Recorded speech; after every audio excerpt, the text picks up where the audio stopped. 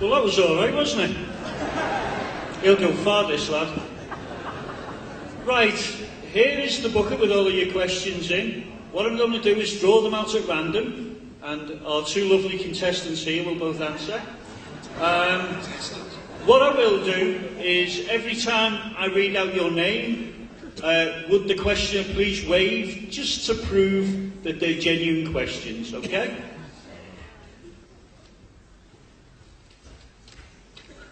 First one, Judith Ames. Judith. Over here, right? Aha, and there you are. Thank you, Judith. Right, Judith's from Whitstable, and the question is, it's simple. You have to convince me that leaving the EU is good or fine for me and for Great Britain. A bit of psychology is needed. In my time, I voted Labour, Conservative, Lib Dem, and Raving Loony Party. I think they've merged now. So, well, Judith, let me say this to you, that those that are advocating that we vote to remain are not advocating that we remain with our current relationship with the EU. They're advocating our continued membership of a political project that is a process, that moves on every single day. The ambitions in Brussels are clear. They're building a United States of Europe. That is what they want. As I said to you earlier, you know, the Mandelsons, the Blairs, the Brensons, the big names that are supporting that campaign want Britain to join the Euro. So if you vote, if you vote to stay in, you're voting ultimately for us to get closer to the Euro, to get closer to being part of a European army, and to linking us in to an economic zone which, because of its chronic problems with the Euro, actually is going backwards whilst much of the rest forwards. And I think the risk now is greater for this country to stay in than it is to...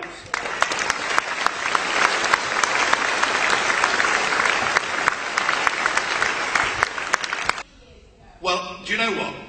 You were one of the clever ones. You saw through it. But I bet there's a few people here who... I mean, my parents both voted. My parents both voted yes, because they believed what they were told. You know, they're busy running their lives. They didn't have time to read the Treaty of Rome. So those of you that voted no, hurrah, well done. And let's just help us to make sure this time we're in the majority.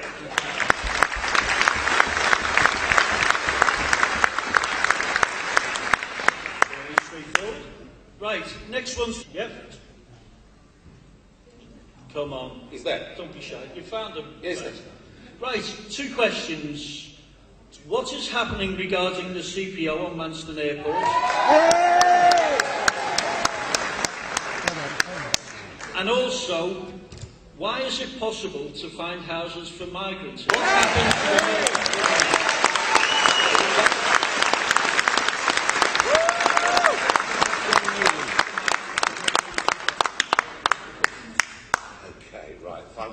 Well, the second question is quite easy, isn't it?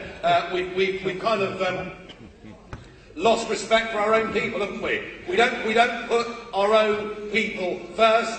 Hence, in my speech, I said, you know, we have 1.8 million people now on the social housing list. So we've got our priorities wrong. It's as if we're almost become ashamed of putting Britain and British people first. And actually, that should be the first duty of government. All right?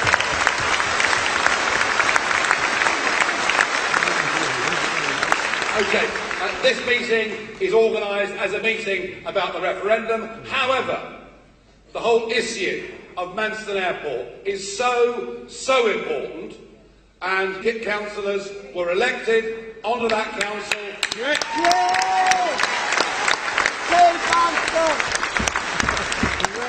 To say we would do everything reasonable we could within our powers to give Manston Airport a chance. You know, and 100 days have gone by, and lots of negotiations, and people want answers. And I think the best thing I can do is, in fact, to give the stage for a second to Chris Wells, the leader of Thanet District Council, to tell you where we are with that process.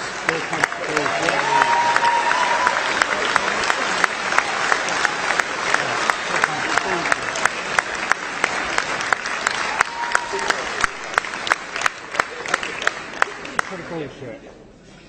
Good evening. Can I say first of all, for those of you who are not Thanet residents, welcome to the Isle of Thanet, the only piece of UKIP-controlled territory in the whole of the United Kingdom.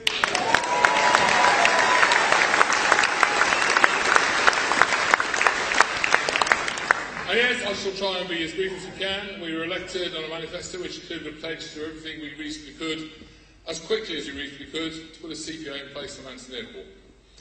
We became legally the controlling group on the 21st of May, and we had an extraordinary meeting that same evening to say we were ready and willing to ask the Cabinet to look at re-evaluating the decision made in December 2014.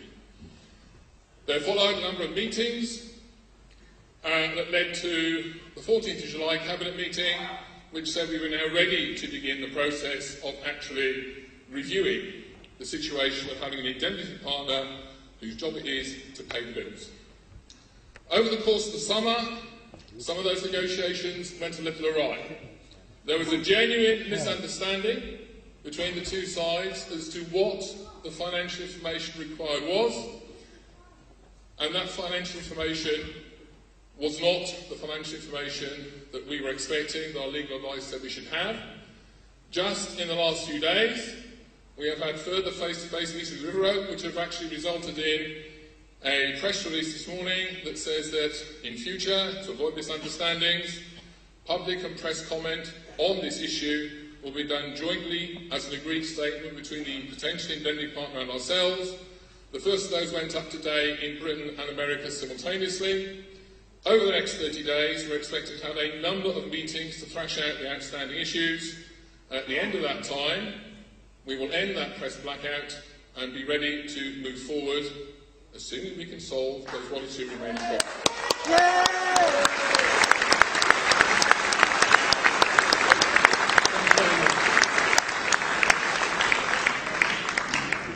Right, next dip into the lucky bag is Diana Code of Slough. Diana? Huh? Yes, I can see you there. Lovely jumper, by the way.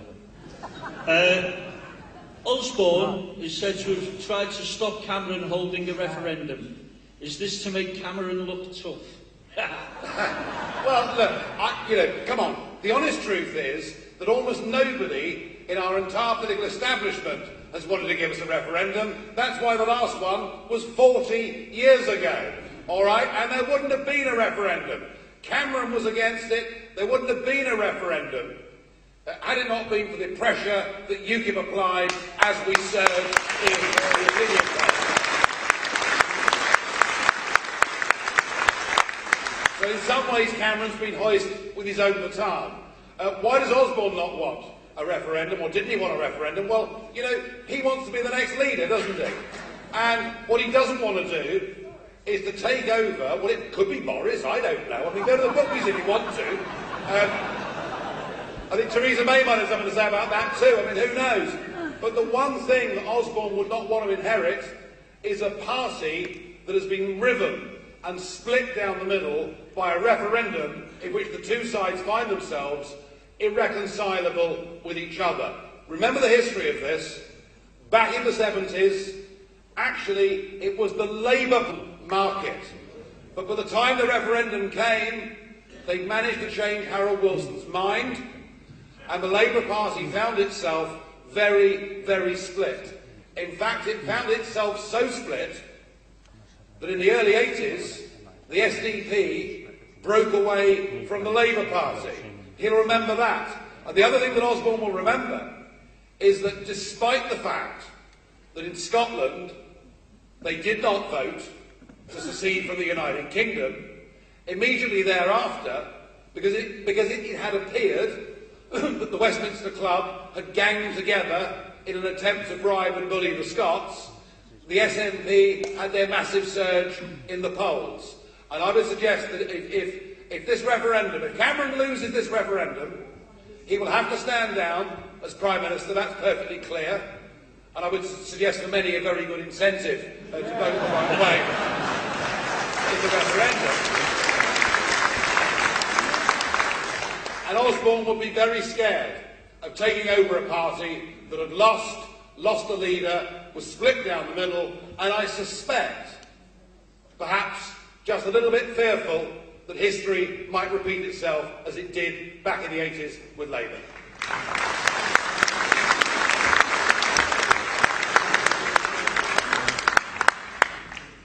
Rightio. We have Rob Hammond of Binchington. Rob? It's not my fault you can't write. It's just a Scouse accent, honestly. Employ anyone nowadays. Right, the question is, will there be any fines or legal penalties from leaving the EU? Will there be any fines or penalties from leaving the EU? No, there won't be any fines. Will there be any penalties? Well, that's what Lord Manson and co say. They say if we weren't part of the EU, they put tariffs on our products.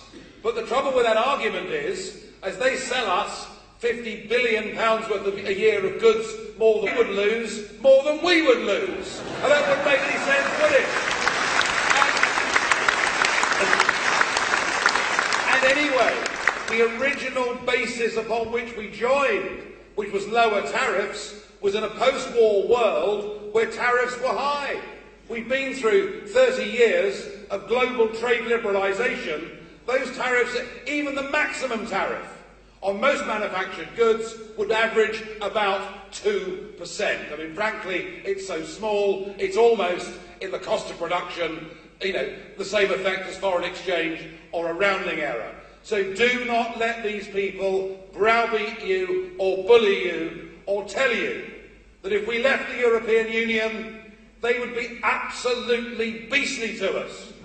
Well, if they're that unpleasant, what are we doing there in the first place?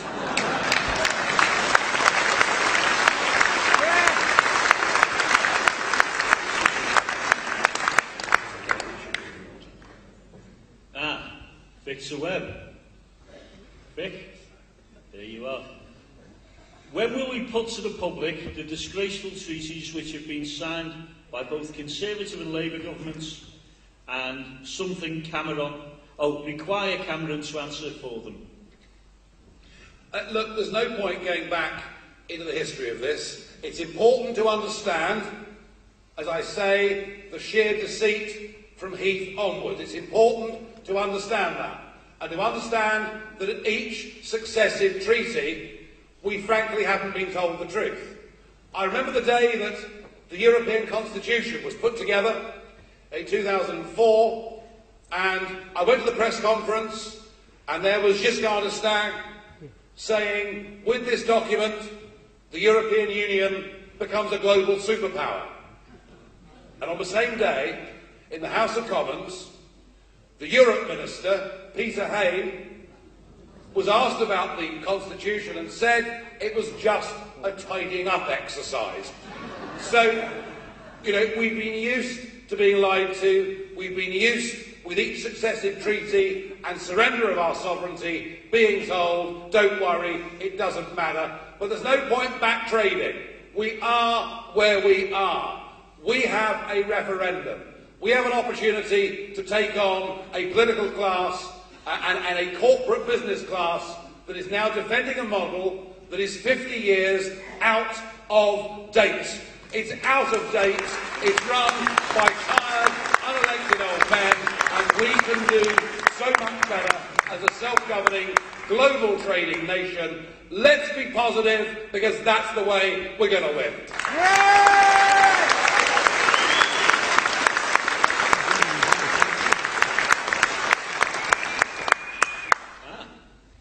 Penelope Kimber. Penelope? Lady Penelope, hello. Who should lead the Leave campaign? No.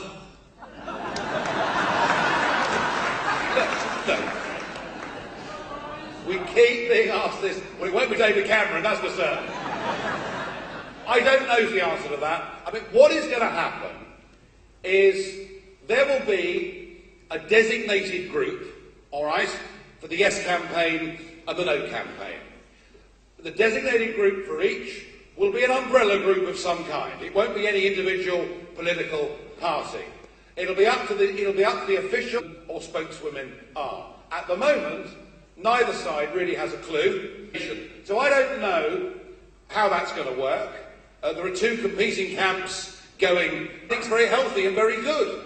You know, competition is good because they're spurring, I hope, each other on. All I know is that amongst the whole Eurosceptic diaspora, there is only one organisation that has got members, branches, supporters, and indeed links with other European parties who feel much as we do. There's only one group that can lead the grassroots campaign on the ground, and that's why I'm leading, with our other MEPs, 300 public meetings up and down this country. So if we were to sit around and wait for who gets the designation and who becomes the chief spokeswoman or spokesman, if we were to wait for all of that, I think we'd lose the opportunity. So what matters is today and that we get cracking.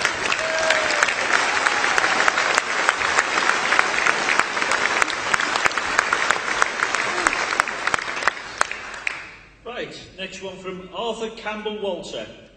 Arthur? No? Yes? No, I can't see that far. I need better glasses. I'll trust you. What are your views on identity cards? And Diane, I think this may be one of yours. I'd be delighted to take that question. Thank you, Ray. How do you feel, ladies and gentlemen, if you're forced to take an ID card? How do you feel about that? Because go back to some of the points that I made in my opening speech. That's exactly the sort of harmonisation that the EU model wants to take us to. And of course they've got this lovely digital strategy at the moment, whereby they want to take technology and actually move it out in terms of health records, passport control, driving licences.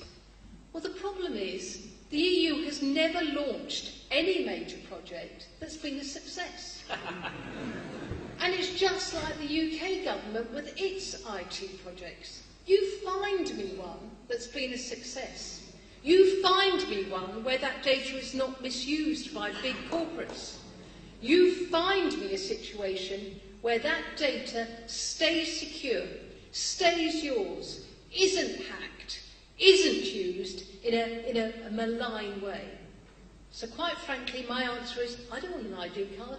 I want a UK passport, and I want to stick with that.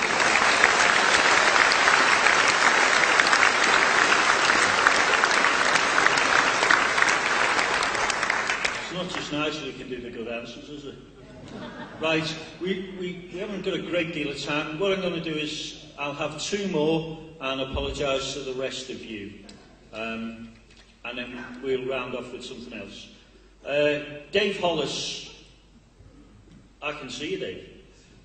What would the UKIP stance be on drift netting in inshore waters, which is destroying the sea bass? Well, that's a very, very, very technical fishing question, and drift netting is controversial. The fishermen want to do it. Some of the conservationists are worried about it. All I can say to you is this. Frankly, any debate on what we do with fisheries, frankly, is futile. All the while, we've surrendered our territorial waters to Brussels, because that is exactly what we've done. And when you look at it, when you look at Channel East, this area here, and you see that the British commercial fleet have 7% of the cod quota, and the French have 78, it says to me, let's do what Norway's done, let's take back our territorial waters, let's give the British fishing industry a chance and put in place the right measures.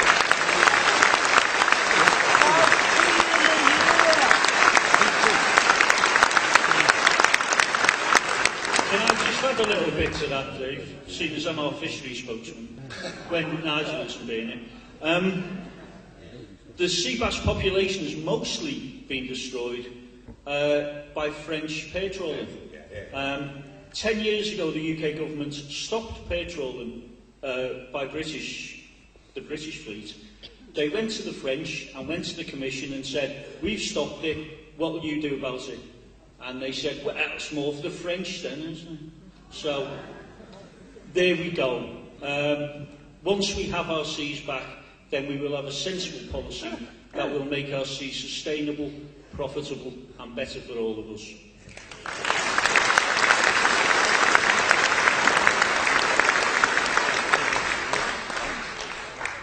Right, Peter, who doesn't appear to have a surname, he's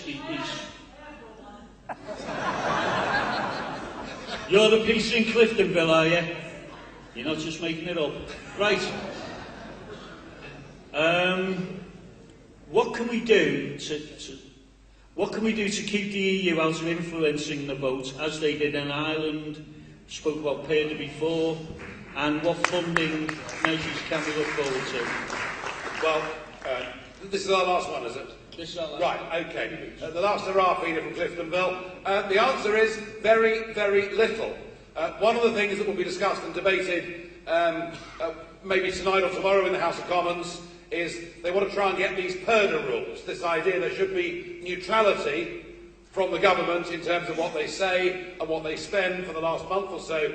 That sounds fine and dandy, but I remember, because I'm a veteran of EU referendums. In fact, when the Irish had their first referendum, even saying that's disgusting, isn't it? Because if you vote the wrong way, they often make you vote again. And I remember the first Irish referendum on the Lisbon Treaty, and our group of MEPs intervened. We put a leaflet out to every house in Ireland, and they voted no, and the Irish Prime Minister, the Taoiseach, in Bedoyle the next day said Nigel Farage has hijacked Irish democracy. And I was pretty pleased about that. So, you know, you always get other voices. But the problem is this. When the second referendum came, when I got to Dublin Airport and I drove into the centre of the city, virtually every single billboard that had been taken was paid for by the European Commission. And whatever Parliament says, as members of the European Union, their law is superior to our law, and I would expect that they are going to spend a lot of money in the last month of this campaign to try and persuade us to stay part of it. After all, we do directly enrich them, don't we? However, if you have got a losing argument, it doesn't matter how much money you spend, because you've lost the debate. And that again is why this meeting today matters. It's why this campaign matters. It's why ultimately whoever does get the no designation we will work with, and why as these meetings go on I'll be very happy if Labour politicians or Conservative politicians want to come on this platform and share these meetings with us. We must forget about left and right, but we must think about right and wrong. We must do that.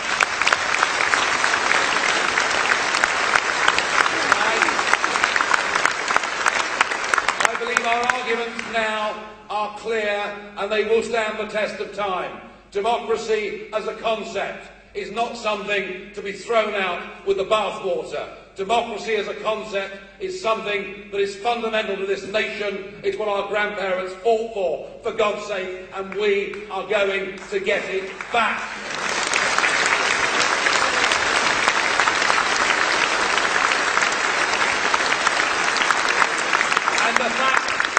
And the fact that we should control our own borders and be a lot better off as a nation for doing so is, I think, now unarguable and agreed by the vast majority of British people. All I would say to all of you this evening is thank you for coming. It's a massive audience. It is to date the biggest public meeting that I've yet put on in this country, and I hope as this campaign goes on, this grows and grows. But can I please ask you to do something, to get involved, to commit, to help, to talk to your friends, to talk to your family, and I will try in the foyer to meet as many of you as possible in the next half hour or so. Thank you very, very much.